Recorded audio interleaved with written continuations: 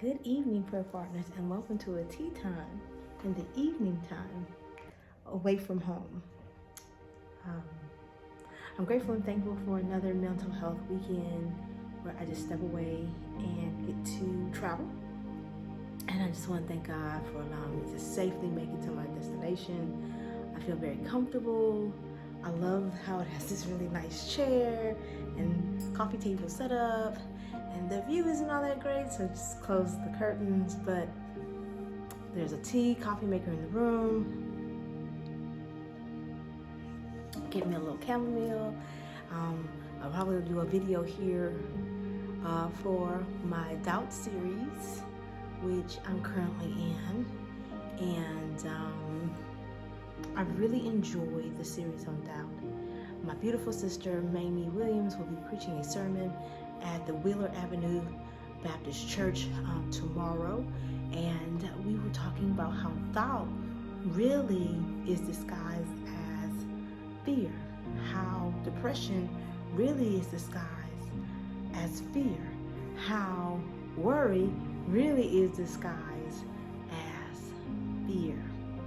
And I think it's the truth, because doubt is always saying, if, what if not, if we can, I don't know if she will, I don't know if he will. It's always asking if, and I just believe God to help me with my if problem, put those ifs behind me. I heard a pastor say, don't borrow tomorrow's worries and bring them into today. It's not necessary. What's tomorrow would be tomorrow. Because I tend to struggle with that, especially with me always wanting to be a planner, have everything kind of worked out. Spontaneity scares me at times. However, when God's in control, He's using you, the Spirit is leading and guiding you, you don't have to be afraid of what you don't see happening next. Hope in the substance of what you want. There is no evidence that you will be able to see, but God is working it out for you and me. I'm just thankful for the next week's trip. I'll be going again. I'm just thankful for the beautiful people in my life who literally, it feels like I'm a honeybee and I just go from flower to flower, and they just shower love into my life and allow me to shower love back into them. I thank the loving Lord for bringing so many awesome blessings into my life, and they have different titles.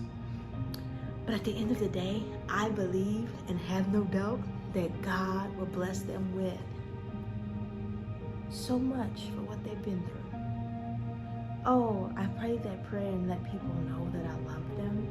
And I just, the love that I got back was amazing. And I'm so glad that God encourages me. And my brother always reminds me, and encourage yourself.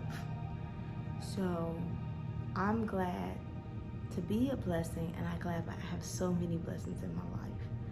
I'm proud of my sister and brother for the accomplishments in their life, and my friends.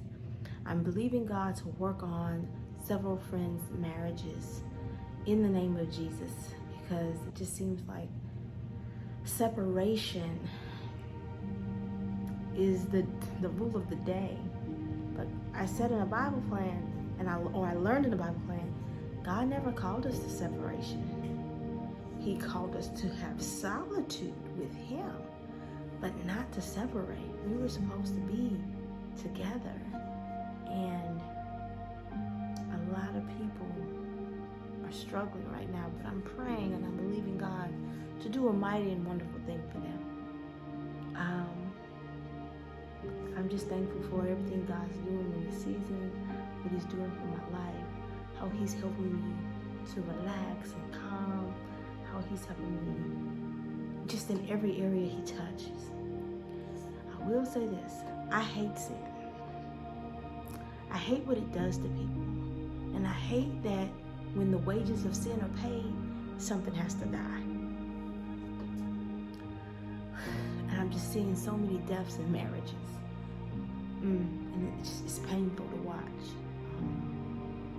But I'm believing God to restore and resurrect, because he does that best. So I'm thankful for what people have to go through to get to where God has them. And that's hard to say. It's hard to say I'm thankful for the pain, the suffering, the separation. It's hard to say God, what they're struggling with is going to turn out for their good, when I know it is and I know it will. But it's just hard in the moment to see those you love going through. But that's the human, that's the empath, that's the fear. Call it out, Paula. That's the fear of the outcome. But I believe it's going to work for your good. So why am I afraid of a good outcome if it goes to a bad situation? Think about that tonight. If there's going to be a good outcome, but you knew you had to go through a bad situation to get to the good outcome, would you still do it? I think we do it and we just don't even realize it. I think we know so often in life, I spoke of it before, nothing comes without uncomfortable sacrifice. We go through so many things in life that right now we aren't happy or thankful for. But if we don't experience those things, then we don't get to the other side of fear, the other side of failure, the other side of doubt, the other side of worry. We go through them and then we see how God has worked it. You got to go through the Red Sea experience and rejoice on the other side. But you went through Egypt and pain and torture for 400 years plus years. So many things in life are to go through. The death, the owner of EBS, James Wax, passed away this week, and his services were today. I just kept crying. And just continue to pray for the Wax family, please.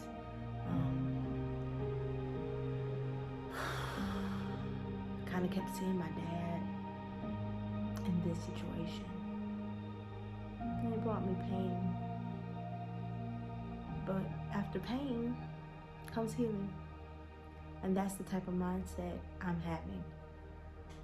I'll experience it, but I don't have to stay there. I talked about that this week with doubt. I can stay under the bridge of doubt, but I also can see that God has made a way to move out of it. And then I have to move. I don't have to stay there. So I'm so grateful to be here. It's just one night, but sometimes that's what we need. I talked about it in another mental health video. It's just a break. 2 hours, 2 minutes, 20 minutes, an hour, one night out. I'm not doing anything. I'm just sitting here and relaxing, taking time with God. Just wanted to come on and encourage you guys and spill the tea on all Jesus has done for me. And as always, encourage you to enjoy Jesus.